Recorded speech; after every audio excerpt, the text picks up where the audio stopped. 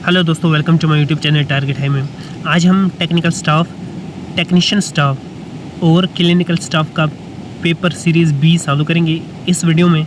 तो ये paper GMC Anantnag में कल की डेट पे लिया गया था 13 अप्रैल को। तो चलिए स्टार्ट करते हैं हम आज का वीडियो और करते हैं सोल्यूशन इस सारे पेपर का। सबसे पहला है CSF analysis in acute viral meningitis shows. जो एक्यूट वायरल मेनिंजाइटिस होती है, वायरल की बात यहाँ पे हो रही हैं, तो उसमें क्या चीज़ आपको क्या दिखती है, तो उसमें हम इंक्रीज प्रोटीन देखने को मिलेगा।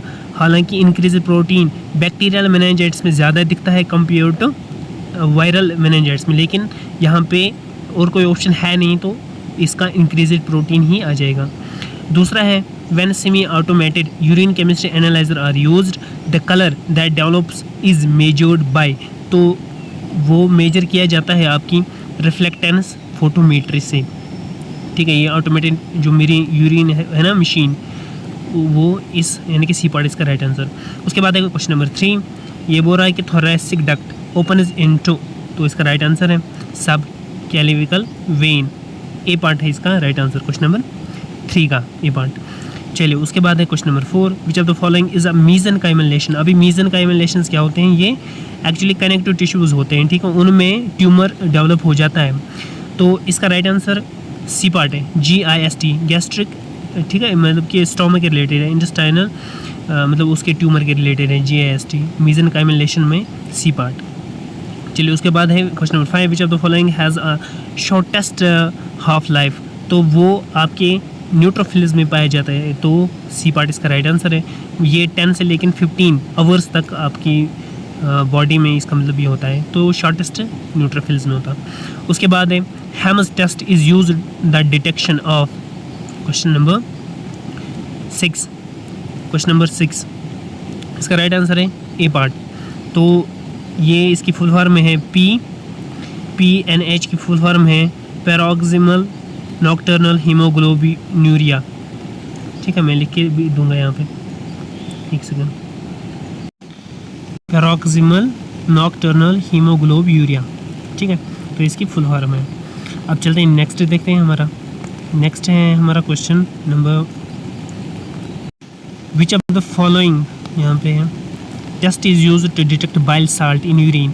तो बाइल साल्ट यूरिन को फाउंड करने में के लिए हेज टेस्ट भी होता है, यहाँ पे वो ऑप्शन है नहीं, तो दूसरा जो है यूज़ में लिया जाता है वो है पैटर्न कॉफ्स टेस्ट यूज़ में लिया जाता है बाइल साल्ट्स को डिटेक्ट करने के लिए। ठीक है, तो इन टेस्ट्स को भी आप साथ साथ में देखें, फोच टेस्ट ये किस किस में लगता है, तो इससे आपको थोड़ा सा आइडिया लगेगा। उसके बाद electrical devices are sterilised with, question number 8, ये ऑटोक्लेव से भी हो सकता है, लेकिन मोस्ट अप्रोप्रिएट यहाँ पे है प्लाज्मा स्टरलाइजेशन। ठीक है, उसके बाद चलते हैं earliest symptom in acute appendicitis is, वो पेन होती हैं। अपेंडिसाइटिस में पहला जो साइन हमें दिखने को मिलता है ना, या सिम्टम, वो पेन होती हैं। उसके बाद Bernard Soulier syndrome is cause due to deficiency of, इसका राइट आंसर है बी पार्ट GP1B और यानी कि 9। ये एक्चुअली डिसऑर्डर होता है, एक्चुअली ये ब्लीडिंग डिसऑर्डर होता है जिसमें एंटीकोगुलेंट ये वाले फैक्टर्स एब्सेंट होते हैं, एक तो 1B और 9 तक, 9 फैक्टर ये एब्सेंट होते हैं उसमें। चलिए, which of the following is used to identify the fluid as a seminal fluid, उसके लिए एसिड फॉस्फेटेस उसको आइडेंटिफाई करने में हमें हेल्प करती हैं, एसिड फॉस्फेटेस। चलिए नेक्स्ट है हमारा, which of the following cannulas has highest flow rate, तो हाइस्ट फ्लो रेट ऑरेंज में पाई जाती है जो 14 गेज की होती हैं, ऑरेंज सी पार्ट।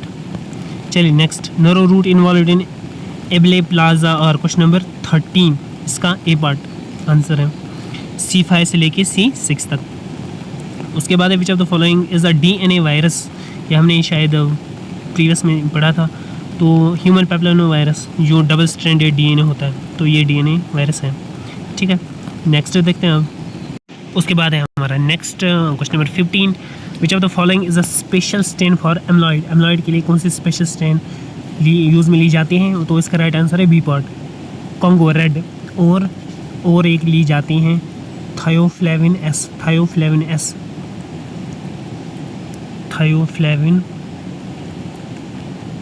एस, ये भी एमलॉइड कोस्टैन यूज़ करने में ली जाती हैं। कॉन्गो रेड और ये वाली। Question number 16 plasma antibodies for blood ABR। Question number 16। तो इसका राइट आंसर है नन ऑफ द अबव। पता है क्यों? क्योंकि ब्लड ग्रुप जो AB है ना, यानी कि जिसमें A एंटीजन है और इसमें B एंटीजन भी है, तो इसके प्लाज्मा में कोई भी एंटीबॉडी इसके खिलाफ नहीं होती है, तो इसलिए नन ऑफ द अबव। ठीक है, इसलिए ये यूनिवर्सल डोनर होता है, ये किसी का भी ब्लड ग्रुप ले सकता है, A वाले का भी B वाले का भी। चलिए उसके बाद है question number 17 the water in which water bath should have temperature. जब हम टिश्यू प्रोसेसिंग करते हैं हिस्टोपैथोलॉजी में, वहाँ पे जब हम सेक्शन कटिंग करते हैं एक टिश्यू की, उस टिश्यू को फिर हम जब सेक्शन कट करते हैं माइक्रोटोम में फिर उसको वाटर बाथ में डाला जाता है, उन कट्स उन पीसेस को। तो उस वाटर बाथ का टेम्परेचर कम होना चाहिए उस मेल्टेड पैराफिन वैक्स से। तो कितना होना चाहिए? लेस देन 10 डिग्री होना चाहिए। मेल्टिंग पॉइंट पैराफिन वैक्स से कम होना चाहिए। ठीक है, ताकि उसमें रिंकल्स जो हो वो रिमूव हो सके। उसके बाद है question number next, world AIDS day celebrated on, ये 1 दिसंबर को सेलिब्रेट किया जाता है, 1 दिसंबर। उसके बाद है fresh tissue can be frozen with liquid nitrogen, से इसको हम फ्रोजन करते हैं। Question number 20 which of the following is not found on safety data sheet. अब ये सेफ्टी डाटा शीट क्या होती है? एक तरह की गाइडलाइंस होती हैं कि आपको कोई भी केमिकल, उसकी कंपोजिशन क्या होती हैं, उसकी रिएक्शंस क्या होती हैं, उसको कैसे यूज़ करना है। ठीक है, तो वो सारी चीज़ें उस पर दी जाती हैं, तो सेफ्टी डाटा के लिए होता है। तो वहाँ पे आपको उसके एक्सपोजर लिमिट्स के बारे में भी पता होगा, हैज़र्ड्स मतलब ये चीज़ें भी लिखी होंगी, लेकिन उसमें ना ये कैटालॉग नंबर नहीं दिया होगा। ठीक है, तो इसका राइट आंसर B पार्ट है। चलिए 21 the opportunity for staff to acquire skills outside their own discipline is, इसको हम क्रॉस, मोस्ट करेक्ट यहाँ पे क्रॉस ट्रेनिंग ही कहेंगे। ठीक है, अब रीट्रेनिंग भी यहाँ पे है, लेकिन रीट्रेनिंग होता है कि दोबारा से ट्रेनिंग सीख लेना या दोबारा आ जाना, तो क्रॉस ट्रेनिंग इसमें मोस्ट अप्रोप्रिएट मुझे लग रहा, तो B पार्ट मोस्ट अप्रोप्रिएट है। ठीक है, उसके क्योंकि ये क्रॉस ट्रेनिंग ही यही होती हैं जो ऊपर पूछा गया है ना क्वेश्चन में, तो ये यही होता। उसके बाद है question number 22 all of the following can be found incorporated into cast matrix except. तो इसमें आपका मोस्ट अप्रोप्रिएट मुझे भी बैक्टीरिया ही लग रहा, लेकिन कुछ कह नहीं सकते, WBC भी हो सकता है। जहाँ तक मैं समझ पा रहा हूँ इस क्वेश्चन को, ये यूरिन के जो कास्ट्स होते हैं ना, यूरिन के कास्ट वगैरह, ये उसी में से आया है, तो बैक्टीरिया इसमें आंसर हो सकता है। चलिए नेक्स्ट इसका question number 23 which of the following is the smallest cranial nerve. Question number 23 इसका B पार्ट आंसर है, ट्रोक्युलर नर्व। ये स्मॉलेस्ट नर्व क्रेनियल नर्व होती है, ट्रोक्युलर B पार्ट। चलिए उसके बाद है question number 24 blood testicle barrier is found in, तो इसका राइट आंसर है सिरिटोली सेल्स, ये होती हैं, A पार्ट इसका राइट आंसर, ये बैरियर होती हैं। उसके बाद question number 25 the volume of plasma clear per minute in excess to that required for solute elimination is called as, उसको हम फ्री वाटर क्लियरेंस कहते हैं। B पार्ट इसका राइट आंसर। ये खुद भी देख लेना, क्रिएटिन क्लियरेंस, ऑस्मोर क्लियरेंस क्या होती हैं, ये थोड़ी सी सिमिलर टर्म्स हैं, इनको इनमें ना थोड़े सी डिफरेंस देख लेना, एग्जामिनेशन में यही सारी चीज़ें आती हैं। चलिए question number 26 which of the following is the histochemical fixative. Question number 26 इसमें most appropriate Zenker's fluid, D part. चलिए question number 27 normal urine pH is, ये स्लाइडली एसिडिक होता है, तो B पार्ट इसका राइट आंसर। उसके बाद 28 presence of Auer rod on peripheral blood, ये इससे पहले भी आया था, ये रिपीटेड क्वेश्चन है, तो ये एक्यूट मिलेनाइड ल्यूकीमिया में हम यूज़ में लेते हैं। ठीक है, तो अगर ये हमें मिल जाता है। अब चलते हैं नेक्स्ट क्वेश्चन पे। उसके बाद question number 29 which of the following test specifically detects carbohydrate epitopes present on protein और लिपिड्स। वो आपकी कौन सी ब्लॉट हैं? वो आपकी स्टर्म ब्लॉट है। ठीक है, उसके बाद चलते हैं next green top vacutainer tube contains which anticoagulant. Question number 30, तो इसका राइट आंसर हेपेरिन है। ठीक है, B पार्ट क्वेश्चन नंबर 30 का। उसके बाद चलते हैं question number 31 to detect haemosiderin in urine the urine sediment is stained with. ये एक्चुअली जो आपकी हीमोग्लोबिन होते हैं ना, उसमें कुछ चेंजेस आती हैं किडनीज़ में वगैरह, तो फिर वो चेंज होता है हीमोसोडेरिन में। तो उसके लिए हम कौन सी स्टेन यूज़ में लेते हैं, ये क्वेश्चन ए पार्ट इसका आंसर, ठीक है। Question number 32, middle part of the oesophagus is lined with, ठीक है। इसका राइट आंसर है नॉन कैरेटनाइज्ड। कैरेटनाइज्ड नहीं, कैरेटनाइज्ड टफ टिश्यूज़ पे होता है, जैसे नेल्स पे, हेयर्स पे, ठीक है, इनमें ये कैरेटनाइज। यहाँ पे नॉन कैरेटनाइज्ड सेट्रिफाइड स्क्विमस एपिथेलियम की लाइनिंग होती है इसोफेग में, नॉन कैरेटनाइज्ड। और एपिथेलियम कौन सा होता है, सेट्रिफाइड स्क्विमस एपिथेलियम, ठीक है। चलिए नेक्स्ट देखते हैं। Question number 33, x linked inheritance pattern is seen in, तो इसका राइट आंसर सी पार्ट, ठीक है। उसके बाद है question number 34, which of the following media is used for antibiotic sensitivity testing, तो इसका राइट आंसर है बी पार्ट, म्यूलर हिंटन्स आगर, ये यूज़ में लिया जाता है एंटीबायोटिक सेंसिटिविटी टेस्टिंग के लिए। उसके बाद चलते हैं next, question number 35, cytotoxic drugs and chemical wastage are segregated in, ठीक है। क्वेश्चन नंबर 35, तो ये हम येलो में डालते हैं, डी पार्ट येलो। चलिए नेक्स्ट देखते हैं।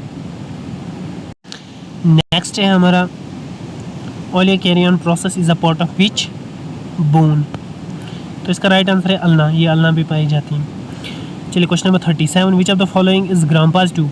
देखिए यहाँ पे जो माइकोबैक्टीरियम है ना, ये ग्राम पॉजिटिव और ग्राम नेगेटिव भी मतलब स्टेन्स लेता है, तो कह सकते हैं एक तरह से ये भी इसका आंसर है, ये भी ग्राम नेगेटिव है और सीडोमोनास भी ग्राम नेगेटिव ही है, तो माइकोबैक्टीरियम भी इसको मतलब आंसर हो सकता है इसका।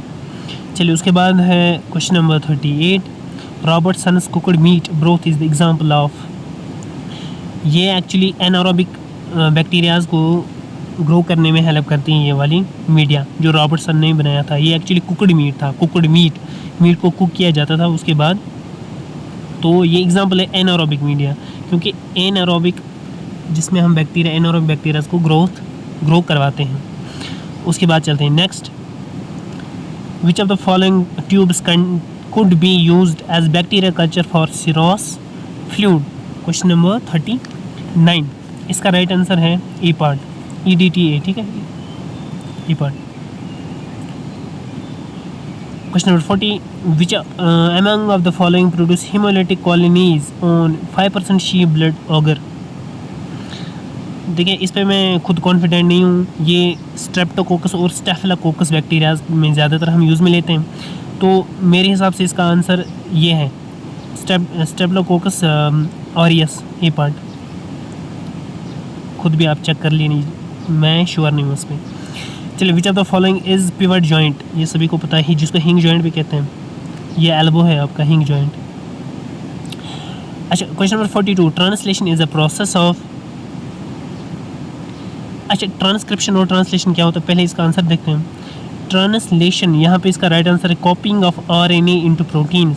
अब ट्रांसक्रिप्शन क्या होता है, देखें ट्रांसक्रिप्शन यहाँ पे आपका DNA है, DNA मॉलिक्यूल, इस DNA मॉलिक्यूल से यहाँ से एक चेन निकलती है, ठीक है, चेन बनती है RNA की, इसमें बेस पेयर्स ऐड होते जाते हैं इस DNA पे, बेस पेयर्स मतलब एडेनिन, गुआनिन, साइटोसिन, थायमिन, ठीक है, और फिर ये एक चेन बनाती हैं, RNA चेन बनाती हैं, मैसेंजर RNA चेन, जिसमें से DNA में से जब RNA बनेगा उसको हम कहेंगे ट्रांसक्रिप्शन, और उसके बाद जो वो मैसेंजर RNA हमें बना, जो चेन हमें बनी मैसेंजर RNA, वो मैसेंजर RNA फिर क्या बनाती हैं, प्रोटीन्स बनाने में हमारे हेल्प करते हैं। जब उसके साथ क्या अटैच हो जाते हैं, राइबोसोम्स अटैचड हो जाते हैं, वो फिर प्रोटीन्स बनाने में हेल्प करते हैं, तो उसी को हम कहेंगे ट्रांसलेशन, ठीक है, उस मैसेंजर RNA से प्रोटीन बनना, उसको हम कहेंगे translation.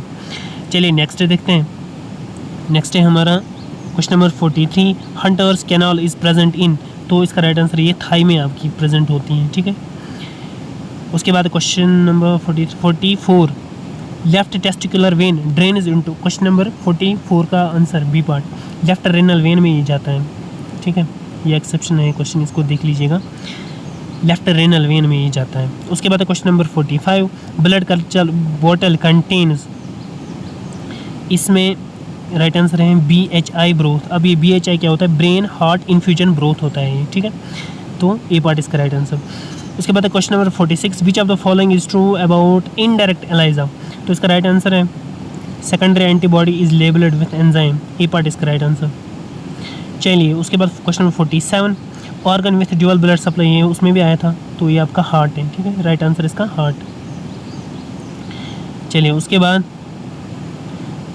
Question disease is caused by, question number 48, इसका बी पार्ट है, यानी कि इंक्रीज लेवल ऑफ कॉर्टिसोल। उसके बाद है question number 49, which of the following is not an over counter the drug. Over the counter drug वो होते हैं जो हम मतलब ऐसे काउंटर पे लेते हैं, पैरास्टामॉल आपने लिया खुद ही प्रिस्क्रिप्शन ली, उसी को हम कहते हैं ओवर द काउंटर ड्रग्स। अब यहाँ पे ये देखिए एस्टोएमानोफिन, मतलब ये आप ले सकते हैं एज ए पैरास्टामॉल है ये। पेंटो भी ले सकते हैं, पेंटोपेराजोल, लेकिन इसमें ना एक है एल्पेंडाजोलम, ये आप खुद नहीं ले सकते। एल्बेंडाजोल भी मतलब आप, ठीक है, इसको भी ओवर द काउंटर ड्रग में ही हम ले सकते हैं, लेकिन सी पार्ट आप नहीं ले सकते। उसके बाद है question number 50, trypsinogen is activated into chymotrypsin by the enzyme by the action of, ये उसमें भी आया था क्वेश्चन, तो ट्रिप्सिन से ये हो जाता है, ठीक है। तो ये था हमारा आज का पेपर, हमने इसको सॉल्व किया। मिलते हैं अब किसी नेक्स्ट वीडियो में, तब तक के लिए अल्लाह हाफिज़।